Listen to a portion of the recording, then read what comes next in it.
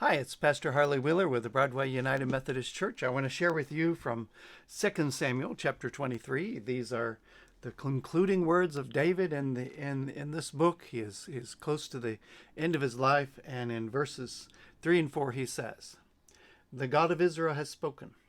The Rock of Israel has said to me, when one rules justly over men, ruling in the fear of God, he dawns on them like the morning light, like the sun shining forth on a cloudless morning, like rain that makes grass to sprout from the earth."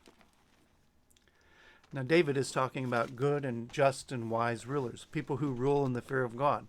Famously, we describe David as a man after God's own heart, who knew the longing of God for his people, what God was trying to accomplish in Israel, and David set himself right in the midst of that, made himself available to God.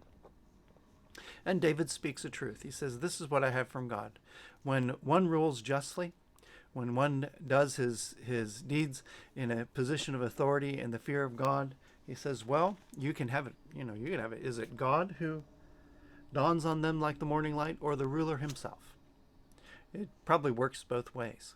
It is like light in the morning, is like dawn after a dark time, is like the sun shining forth. Things are so clearly, it's hopeful, and rain that makes the grass to sprout from the earth.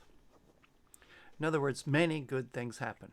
David calls for us, when we're in a position of authority, to act justly, to live in the fear of God. Now, I have a certain amount of authority here as the church. This is my desk. This is my office, my chair, my pen. I can sign things. I can make plans.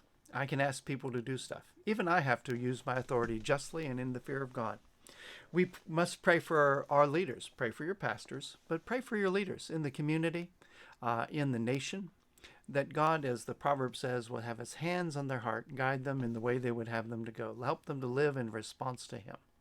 For when rulers rule justly, good things happen. Let's pray for those in authority today. Be blessed.